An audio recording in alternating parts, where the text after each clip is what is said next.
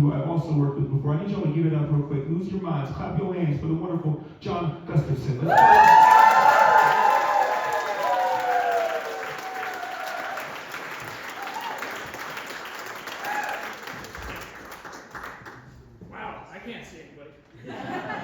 Okay, hi, thank you. Let's see, I just started doing this comedy stuff this year. I'm 71, and I'm looking more and more of my age with every passing second. So, I've entered my stand-up phase, and really I should be preparing for my lie down and die. Although my mom made it to 102, so maybe there's still time before I hit my expiration date. My best buy date, though? Yeah, it's already...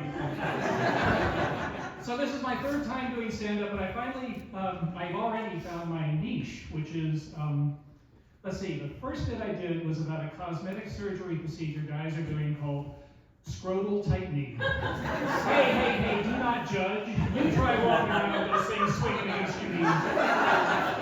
My second bit was about old people sex, which I'm pleased to tell you does happen on birthdays and anniversaries. So there's my niche. It's old guy humor, and more specifically, old white guy. You know, that's a pretty safe demographic to make fun of, right? Unless, is Tucker Carlson in the audience? No, okay. So OWGs, sometimes referred to as male Karens. So, they say that falling is one of the most dangerous things that can happen to an old person, and I like to rock climb, so I have to take the prospect of falling very seriously. And I realize the most dangerous thing I do is put on my pants. I realized this one morning when my foot got stuck and I started doing the one-legged hop.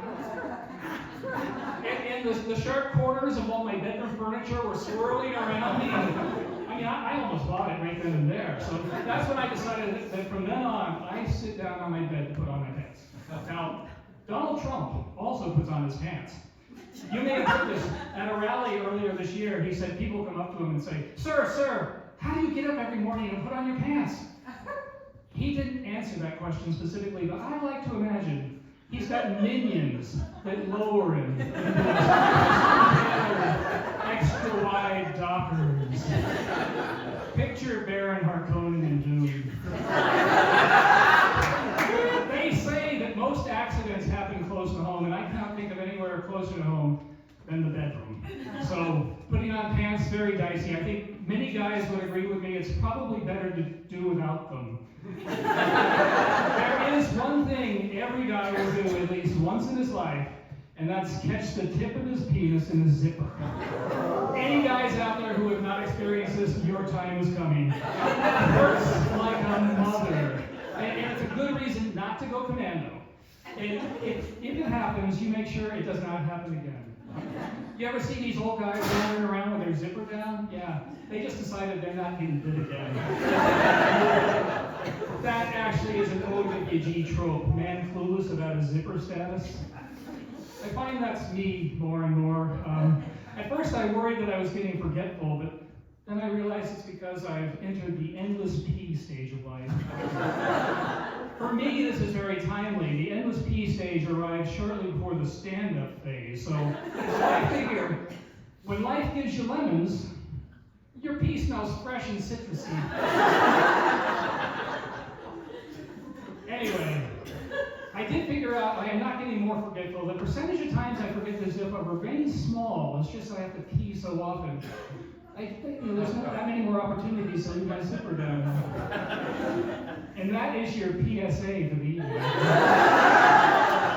little dad joke there. Yeah. So OWG, a man stumbling around in his pea-stained trousers, zipper down, saggy balls, begging for cosmetic surgery.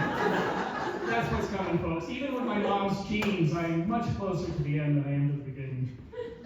My wife and I have been updating our wills and stuff, trying to get everything in order so our adult kids can deal with our final demise. You basically need somebody for the financial stuff and somebody for the end-of-life healthcare decisions. Somebody for the money, somebody to pull the plug. Guess which role the kids are arguing about? Hey, you can have the house as long as I get to pull the plug on the tank. imagine that you've got 1 year to live, like maybe a fortune teller told you the day on which you get hit by a bus a year from now. Basically, get yourself ready for dying, which means facing the fear of dying. Facing fear requires courage, like the courage of vulnerability. I was thinking of ways, courage of vulnerability, that's, being completely open to the world, just transparent and out there, zipper pinched penis and all. And I was thinking of ways to practice courage of vulnerability, and it occurred to me that when we have overnight company, like maybe when the kids are home to visit, leave the bedroom door open during sex. It's always been close the door and muffle the noises as best you could, but if I'm going to be vulnerable, courageously vulnerable, I should leave the door open and sing, "Skyrockets in clouds, baby!" But then I thought of my kids. In the bedrooms they occupied as children, surrounded by memories of whatever demons and night terrors they experienced, and hearing this loud, in old people's sex is by necessity loud because loss of hearing. Hearing this loud, unmistakable sound coming from their parents' room, and a sound that reminded them of the muffled noises they'd hear as children. They would make them go, "What is that? Did Mom and Dad hear that? Oh wait, that is Mom and Dad. Are they doing the Macarena?" And I'm sorry, that just all seemed too much to lay on somebody you love and for whom you already feel guilt for your contribution to their childhood demons and activities. But farting, that's something, right? Ew, Dad, did you fart? Yes, I had to fart, so I farted. For me to fart in front of you takes real courage. I feel so courage and be a role model for you. I love you. Dave won't mind. Yeah, farting noisily and openly in front of another person requires the sort of vulnerability usually achieved only between really intimate, long-partnered spouses. Spouses who may even transcend vulnerability and pursue the bliss of competitive farting. It gets fun, folks. Just you wait. Anyway, back to sex noises and then maybe one more penis joke. My wife and I were climbing with our son one time, and I was grunting my way up a route, and my son calls out, "Dad, you make noises when you climb like you're having sex." And I'm thinking, whoa, hey, how does he know what I sound like when I'm having sex? And, oh shoot, did we forget to close the door?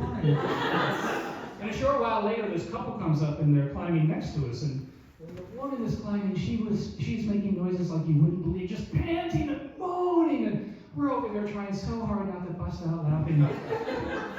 In the middle of all this, she calls out to her partner, it's harder than last time. And now we're really about to lose it, and my wife comes out with this line. She says, "They should rename that climb. I'll have what she's having."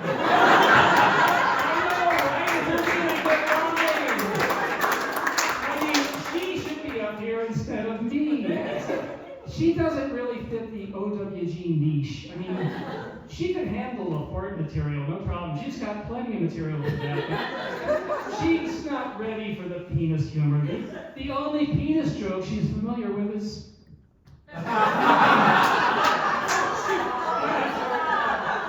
No, too risky, sorry. Thank you.